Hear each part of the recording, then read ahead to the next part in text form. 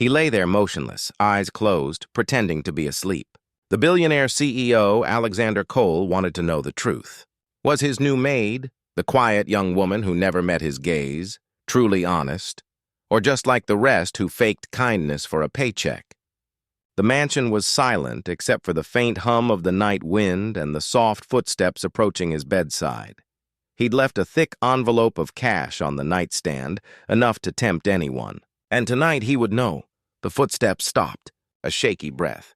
Then a whisper, "Mr. Cole, you forgot your medicine again." His heart skipped a beat. The voice was soft, trembling, yet filled with concern. He could hear her pull open the drawer, hear the glass clink softly. Then she sighed, almost sadly. "You work yourself sick every day, but you still think people only care about your money." He stayed still, but his throat tightened. She placed something on the nightstand, his untouched pills and a glass of water.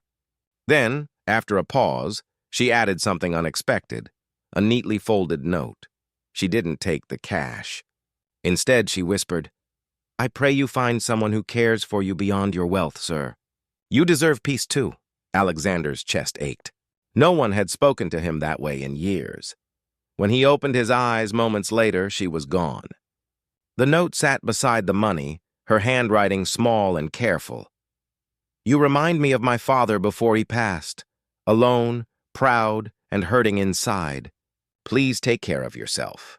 For the first time in years, Alexander felt tears forming. The next morning, he asked his staff about her. Her name was Clara Hayes, 26, hired just 2 weeks ago through a local shelter program. She'd been homeless after caring for her dying father. The agency described her as quiet, reliable, and painfully humble. He called her to his office. She entered nervous, her uniform slightly too big, her hands clasped tightly in front of her. Her brown hair was tied back, her face tired but gentle. "Do you know why I asked you here?" he asked. She shook her head quickly. Did I do something wrong, sir?" He placed the envelope on the desk. "You saw this last night, didn't you?" Her eyes widened slightly, realizing he knew. "Yes, sir. But you didn't take it." She swallowed hard, her voice barely audible. "I wasn't raised that way. My father always said if you lose your integrity, you lose everything. I only wanted to make sure you were all right." Alexander looked at her for a long moment. He wanted to speak, but the lump in his throat stopped him. He turned the envelope toward her. "Take it." Her eyes flashed in shock. "No, sir, I can't," he interrupted, his voice breaking slightly. "It's not a reward.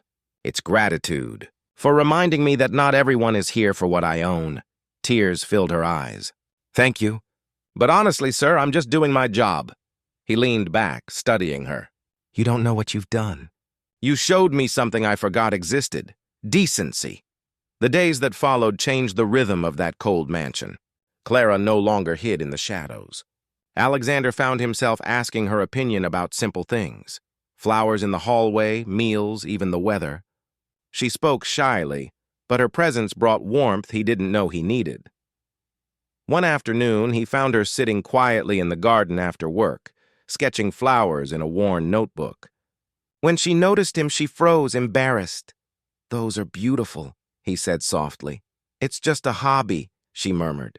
"My father used to say drawing helps you see what's good in the world even when you can't find it." He smiled faintly. Sounds like he was a wise man. Her eyes softened. He was. He worked himself to death trying to give me a better life. When he got sick, I took care of him until he was gone. I promised him I'd stay honest, no matter how hard it gets. That night, Alexander sat in his study long after she left, staring at the reflection of the moon in his window. He had built empires, crushed competitors, and earned billions, but all his success had left him lonely and bitter.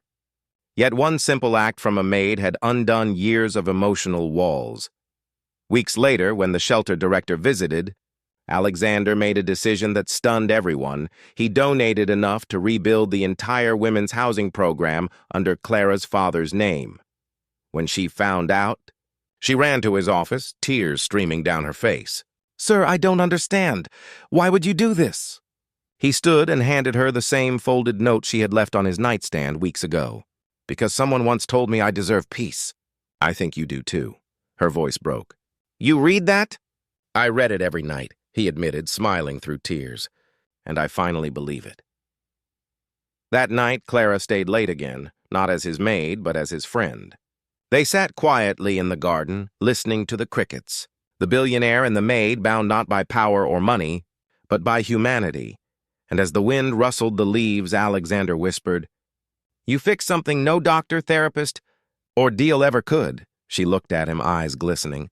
"What's that, sir?" He smiled faintly. "My heart.